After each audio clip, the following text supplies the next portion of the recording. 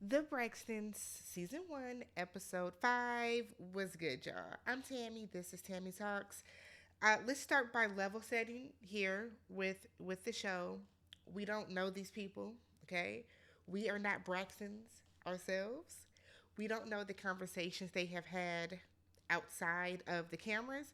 We don't know the conversations they have had outside of the show, outside of the flashbacks, because we are not in their family. Okay? We don't know these people. We don't live in their bodies. And I think that's something that a lot of people are really missing when it comes to this show. That's a nuance that we just don't have. We just don't. But let's talk about it, y'all. What's good? I'm Tammy. This is Tammy Talks. If you have not already subscribed to the channel, thumbs up the video if you enjoyed this particular piece of content. Get the glare off my glasses. And then leave some comments down below. There is a lot to talk about. A note, I am only talking about what has happened in this particular episode. If it has not happened in this episode, I am not providing commentary on it. So keep that in mind as you guys do leave your comments. I want to start off by saying Tamar is not a victim by any means, but Tamar is also not a villain. Tamar is not a villain. Uh, I was in the hashtag before filming my recap, and I saw a lot of people that are saying that Tamar is wrong, and Tamar is out of line, and Tamar lacks self awareness, and Tamar. And it's like, what is Tamar wrong about? What is she wrong about in this episode? I think a lot of what we are as viewers, a lot of what we are feeling, a lot of people's commentary, a lot of people's critiques about this show comes off the backs of the fact that people don't like Tamar. She's loud, she's theatrical, she's dramatic. And so people like to automatically villainize her. Tamar didn't do anything wrong in this episode, and I'm on Tamar's side, but let's talk about it. So the episode starts off where the last one left off, where Towanda is still trying to come across as I don't even know what her angle is, but she's yelling that we don't want him on here, and if I got it, and it's like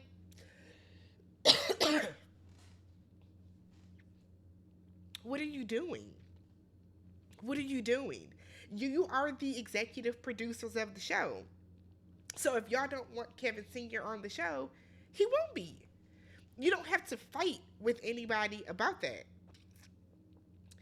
If you don't want Kevin Sr. on the show, he won't be on the show. You have the final call. The producer agreed with you. So the fact that y'all even, or the showrunner agreed with you. So the fact that you're even doing all of this is very cringe, Twanda. Very, very cringe, my sis. So Trina is then saying that they did not go to Tracy's whatever that Kevin Sr. threw for her because Tracy didn't want it.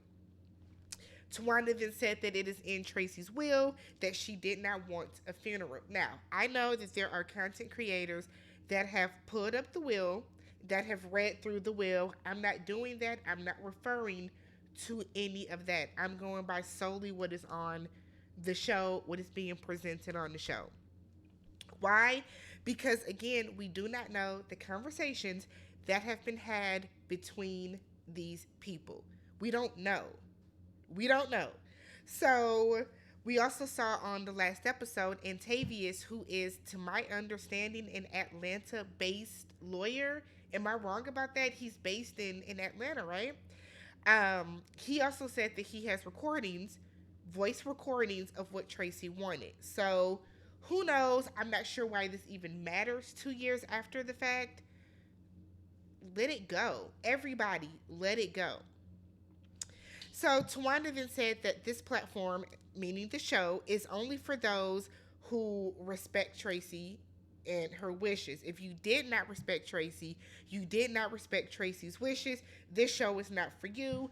And I guess, you're doing a lot. Because I feel like you don't have to do all this. You don't have to have all this vitriol when it is indeed your show. This is your show. This is yours. So I don't understand. I don't get it. I truly don't get it. So then it turns into Towanda saying that they did not leave Tracy behind. Twanda then goes on to say that the show The show labeled Tracy as the wannabe, and then it just kind of grew legs and it blew up. So let me stop you right there. Yeah, I believe Tamar and Vince were the initial showrunners and the initial producers of Braxton Family Values. But at any given time, y'all could have went in there and said, "Do not call Tracy the wannabe." Tracy was the wannabe for I think like a couple seasons before they finally changed it to something else. So, Towanda, if you felt that it was so egregious and that it was so far off base, because we all felt that calling her the wannabe was like rude, but if you felt that way, you could have said something back then. I don't know. I don't get it. Like, I feel like people like to say that Tamar was so guilty and she feels bad about what she said. Like, Towanda is definitely overcompensating for something, right? So she then goes on to explain that when they got their deal, when they signed their record deal, Tracy was pregnant with little Kevin at the time. Now, while Trina has the oldest grandchild, who is Eric, Trina had her son, and then Tracy got pregnant. When they got approached to sign the record deal, Tracy was pregnant. Now, I am a 90s kid, 80s baby, 90s kid. You can't tell me nothing about the 90s. That is my decade. That is my when I had my formidable years. In the 90s, you could not be pregnant and they would sign you. That is not the image they were trying to portray. Remember, for those of us that lived through the 90s that were, and I'm not saying I was born in 92, no. Those of us that spent middle school or high school, college in the 90s, we remember when Monica had the tattoo and they covered it up because that's not the image that they wanted her to have. The same way that Brandy was America's sweetheart. So when Brandy got pregnant, they made her lie about being married. That was the time where they were not going to sign them. Now, one of two things could have happened. The sisters could have moved forward the way that they did and then tried to get Tracy into the group afterwards. Or they could have stood in, I don't want to even say solidarity, but they could have took a step back and tried to wait for another record deal. But according to Towanda, Tracy told them to go ahead and sign. Now, is that contradictory to what we have seen and heard from Tracy over the years? Yes, it is. It is. This part of the story has never come out. We've never known this part. Now, is it true or not? We don't know because Tracy, unfortunately, is not here to tell her side of the story. Only Tracy knows if that is the truth or not, right? So we then have Towanda saying that her and Trina didn't want to sign. Now, she doesn't mention Tamar. So I don't know if that was on purpose or whatever, but we know that Trina, Towanda, and Tamar signed. They were called the Braxtons. I mean, people are acting as if they went on to be Destiny's Child or something. They had maybe one or two records, and then that was it. They faded into the abyss. They weren't a big mega group. Did Tracy miss out? Yes. But at the end of the day, if she was pregnant, she was pregnant. There's nothing they could do about that. So Tawanda then said that after they signed, they did half a tour with Luther, and then they didn't even do the second leg of Luther's tour because they went on tour with Tony. I believe that's when they became Tony's background singers, and Tracy was a part of that. Again, this is new information. This is new from what we have heard. But I just kind of feel like, and I want to pull up a tweet that I found that said that I think Tracy had a lot of unhealed trauma in me. Lord, let me start over. I think Tracy had a lot of unhealed trauma, envy, and resentment specifically from not signing the deal that she projected onto her sisters, which made it difficult for her sisters to 100% bond without her having a wall up. Tracy spoke on her resentment in season 1. I 1,000% agree with that. It's so easy to say that Tracy is a victim, right? Because Tracy was very loud and boisterous with her displeasure. Yeah, we saw these siblings have disagreements. We saw that. We've seen it. We some of y'all can pinpoint exact episodes and scenes where you felt that Tracy was getting the short end of the stick. But if I recall, every single one of these sisters has felt that way by their other sisters at some point throughout the history of Braxton family values. But at the end of the day, Tracy did have a lot of resentment about it. Because if they would have presented the story in this way, in this particular way, what like I don't know why we're still talking about this in 2024. On top of the fact that Tracy still lived in Maryland. Tracy still lived in the DMV area. She didn't go to California with her sisters. She wasn't in Atlanta with her sisters. So I don't like this whole notion that some people are giving as if, oh, they ganged up on Tracy and they treated Tracy so bad, because we've seen Tracy get right back in their faces too.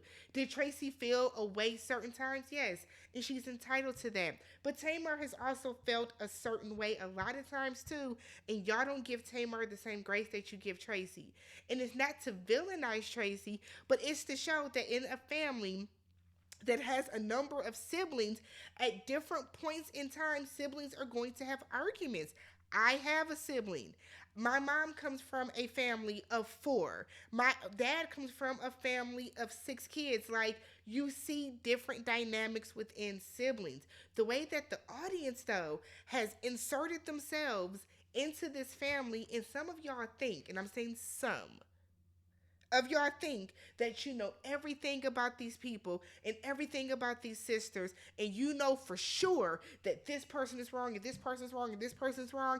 It's, what are we doing? What in the parasocial relationship is really going on when it comes to this particular show? I don't get it. I can only go by, and I choose to only go by what is presented on screen, while still having the understanding and the nuance and the emotional intelligence and awareness to understand that we do not know every single thing. So, what Towanda is saying could 1,000% be true. We will never know. We will never know. But just because I may not like everything that Towanda does, I may not like the way that Towanda moves, I'm not going to automatically say, oh, Towanda is lying and Tawanda's a villain and Tawanda's a puppeteer. I'm not going to say that, because to me that doesn't make sense. We don't know. We don't know. I hope this is the last episode that we're talking about this. What is coming from the rest of the show? I had a comment from last week's recap where somebody said that, oh, well, people don't want to see the real disagreements or something like that that a family goes through. No, I don't want to watch a family sit on TV and argue and get arrested and argue over wills and money and that type of stuff. I don't. I don't want to see my own family argue and deal with that type of stuff. Why would I want to see it about another family on TV? Why? I've posed the question numerous times that, you know, for the people that are super Tracy stans that feel that, oh, they're exploiting her son and they're doing all this, that, and the other, why are y'all watching the show? And somebody wrote, because we can feel better. Do you feel better? Do you feel better? I think people just have to have some perspective when we approach reality TV and when we approach this show. But I guess. So we get a break from all the Tracy theatrics of it all with the family, and we see Tamar go to the studio. So she is there with her producer. Shout out Nyeri, that is Milwaukee.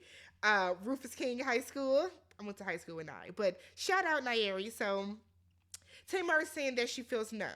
Her feelings are all over the place. She's mad. She's angry. She has all these feelings because it is Tracy's birthday week. Remember, Tracy passed away a couple weeks before her birthday. I think Tracy passed away like the same week of Tamar's birthday. And Tamar's birthday and Tracy's birthday are close. So I can understand the feelings that Tamar has, right? So Tamar calls Vince and they're just talking, chopping it up. And she called Vince because apparently Vince, I guess, heard her record and told them to add some strings to the music. So Tamar says, which kind of blew me because my God, that her parents, that's Miss E and Daddy Braxton, okay, that her parents did a great job at showing them that if you are not romantically involved with somebody, no longer romantically involved, you can still respect them and still come together for the right reasons. Which parent told you that? Because it wasn't up until what, maybe season 5 that your mother was able to be in the same room with your father. So you didn't learn that from your mother. I don't know who you learned it from, but it wasn't from your mama. But I digress. So we then get Trina, Towanda, Tamar, and Miss E. They meet up for dinner. Tony is in the south of France. She is doing a show, so she can't be there. They, talk to Tony for a little bit, make some jokes about how even when you say goodbye to Tony, she will still keep talking. So then we get to the root of it of Towanda filling them in on how things went in DC with Kevin Jr. Scratchy. So she tells them that Kevin feels as if his father doesn't think that Tracy was in her right mind when she made the will, which we all know left little Kevin her image, branding, and likeness. And then I guess he got the house and the money and all that other type of stuff. So he got the current money. Little Kevin is going to get the future money, maybe even the residuals. I don't know. So Tamar feels that the conversation should not be had in front of their mother because, nobody wants to hear that they think that their child wasn't in their right mind and her husband is doing, all that type of stuff. So they decide that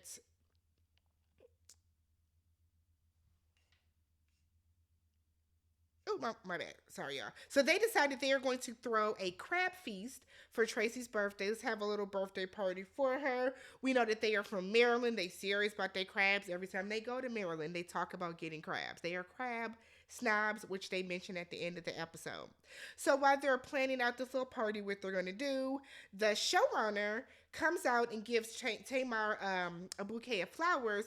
I don't know if her song went like number 1, but her song did really, really well, which is the song Notice Me. So Tamar gets emotional talking about Nairi, who was Tracy's producer. He became friends with Tracy. He actually wrote Tracy's last album. So she didn't even know that Nairi was cool with Tracy or whatever when she started working for him, and how Nairi was trying to break into the music industry. I know that for sure. And I remember when he did get the call to work with Tracy and wrote her album, he was super excited.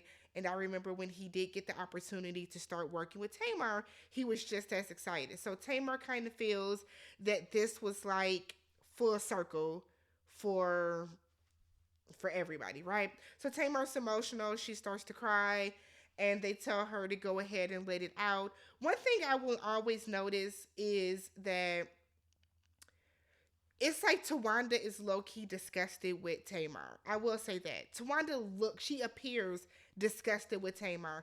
Anytime Tamar shows any type of emotion, it's like Towanda gets upset about it. And it's like Trina is conflicted because Trina knows how her little sister is.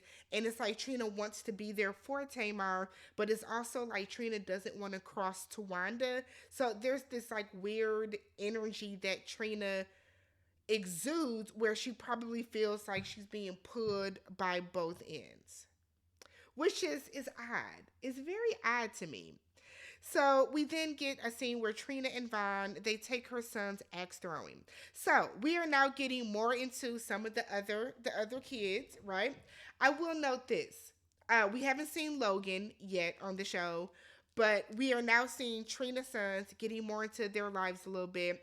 We see next episode that Tony is talking to, I think that was Denim, and Denim wants to be a model now. He wants to stand on his own. When are we going to get into what Towanda has going on?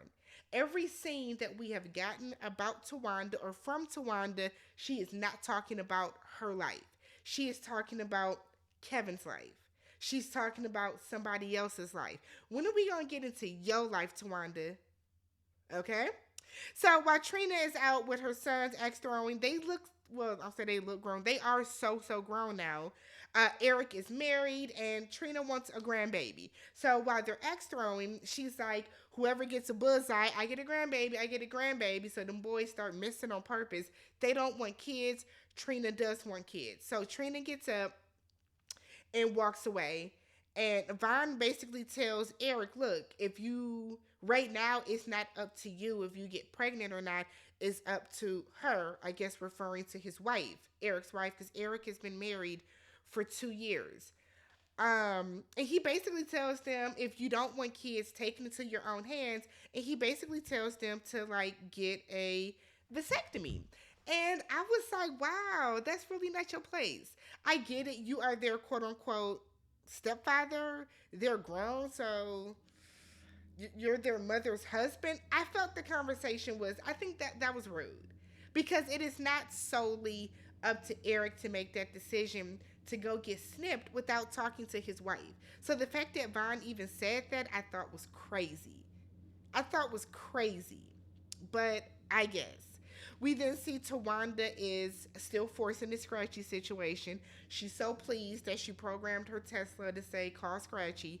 So she calls Kevin Jr., and tells him, look, I'm going to fly you out so that we can have a birthday party for your mom. It'll be a surprise. Why she mentioned he has to be back for court, I don't know. Again, that did not need to be mentioned on camera. So I don't know why Towanda is, I don't know. It's weird that all of her scenes, they're not about her or her kids, Brooke and Braxton, or about Sean. It's solely about everybody else's business. Clock it, okay? So we then see Trina and Vaughn, and they drive to the dog park with no dog. So why are we there? But they go to the dog park and they talk about how Trina feels that Kevin will be such a good father. He's such a family man. He's really into family. And Vaughn basically tells her, like, I told them going to get a vasectomy. They don't want kids. And I feel like the way that Vaughn was talking to Trina in this scene was crazy. So Trina feels like Vaughn has overstepped the boundary because we know that Vaughn has kids. I'm assuming Vaughn has grandkids, and Trina wants that opportunity as well. Vaughn tells her they don't want kids, so stop forcing it. And Trina's like, they don't want kids right now. They might change their mind. Who knows? But I was with her. I don't think it was Vaughn's place to tell her sons to go get a vasectomy. I don't think that. I just, something about the way that Vaughn talks to her is odd. Like, I don't know if condescending is the correct word, but the way that he talks to her is, they have a weird dynamic that's at least coming across on this show. I don't know how their YouTube is, but the dynamic that's coming across on the show is crazy. Absolutely crazy. So the final scene is Tracy's birthday party, and Tony is still in France, so she's not there. Okay. So they're there, they're sitting around, they're eating crabs, and Tamar comes over and asks what made Denise. Denise is apparently a really good friend of theirs. Remember, she was in DC with them when they went to go see little Kevin. So Tamar's asking, what made you stop everything and be by Tracy's side 24/7? And she was like, when somebody tells you they don't want to be alone, I'm going to do what I can to be by that person. Was were Tracy and her husband estranged? Because I don't quite understand that. You know what I mean? Like, you don't want to be alone, but she's there 24/7. We know that their sisters were staying there like around the clock. But I guess it's not for us to know. So Tamar then said that she only found out that Tracy was sick by mistake. And she had no idea. She said that her mom was at her house and her mom just started crying like a weep. So Tamar asked her what's going on, what's wrong. Miss E told her, I'm not at liberty to tell you. Tamar said she called all her siblings, she called her dad, and nobody would tell her. She found out when they were in the living room and the hospice doctor came in and said that Tracy had 2 weeks to live, that she was sick. And I'm sorry, but I think that is complete and utter bull. I do not think that is right. I don't think it's right. So Trina then is like, well, Tracy, no, excuse me, Miss E said that Tracy wanted to tell you herself, you and Tony. And Tamar was like, no, because Tony knew. And so then Trina is like, where you were at odds with Tracy. This, to me, this doesn't make sense. I don't care if me and my brother cussed each other out, and the next day he finds out he has cancer. Somebody better tell me. So the fact that people think that it is truly okay that Tamar did not know that one of her sisters was dying from cancer, and y'all fully believe that that is okay, is crazy to me. What are the relationships like with y'all siblings? And I understand boundaries and I understand all that type of stuff, but to not tell your sister that your other sister has cancer because you think that they're at odds with each other is stupid. And Trina sounded extremely stupid saying it on the episode. Tamar is not wrong in the way that she feels about this. She's not. Aside from the theatrics, aside from all that other stuff, yes, she had a right to know that her sister was sick because, like Tamar said, she now feels like she missed out on some time with her sister. You don't get to dictate how somebody else's relationship goes. So, because you felt that Tamar was at odds with Tracy, or you thought, which then is debunked by Nairi, who came over and was like, yeah, but that happened over a year ago. That was before the pandemic. So for you to come, like, I can't. And the way that y'all are all up and down social media saying that Tamar is wrong and entitled in this situation, y'all really wouldn't want to know if your sibling was dying? Y'all wouldn't want to know that? Y'all wouldn't feel away? TV show be damned. We don't know what their dynamic was outside of the show. I thought that was crazy. So then Towanda gets up and walks away, and it's like, I don't have anything to do with this. So she walks away. They call Nairi over, and Nairi was like, yeah, well, there was the issue where I guess Tracy opened for Tamar. He was like, but that was how long ago? So then Trina now looks even more stupid because you thought you were doing something to come and find out that that wasn't, that had been resolved. I think the way that this was handled within the family, from what we are seeing, from what they're telling us, was handled poorly. It was handled poorly. I said in my recap for episode 1, Tamar had every right to feel a way that the entire immediate family knows something and they're purposely keeping it from her. And if you feel that that is okay, that is wrong, and I hope that never happens to you. I hope you never have to experience that. But for them to be a family and there are 6 siblings and one of them is dying from cancer to the point that they're on hospice, they're literally in hospice, for y'all to not tell everybody. Tracy wanted to tell her. I'm sorry, but to me, I don't care. I'm not going to keep you having cancer from our sibling, especially when you're deteriorating. But I guess. So Tamar then says in a confessional that, yeah, Trina's right. Her and Tracy have had disagreements over the years, but she said that they had gotten closer after the show. Well, they had, apparently they did if she was opening up for Tamar in DC, but they had gotten closer. Their relationship had changed. They now knew each other as adults outside of the show, and that is the relationship that she is holding on to, and she wishes she had more of. I guess. I'm on Tamar's side. I don't think it was right. I think Tamar did lose time with her sister. As a result, I think it is foul. I think it's foul. So Denise then said, well, because Trina then said, well, Tamar, why didn't Tracy tell you? And Tamar said, I don't know. I don't have the answer to that. Denise then goes on to say that getting later towards the end, she would tell Tracy, call your sisters. Tracy didn't want to be a burden to them. Now, I know some of y'all heard that as Tracy don't like her sisters, but Tracy not wanting to be a burden to somebody actually shows how much you love them. You don't want to put them through that. So that was kind of why.